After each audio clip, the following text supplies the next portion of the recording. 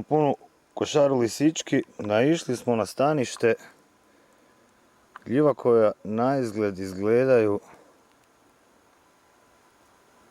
poput vrganja. Evo ih. No sada ćemo vidjeti jesu li to uopće vrganje. Vrganje ne poplavi kad ga prerežemo. I ovo je predcrveno. Evo ga.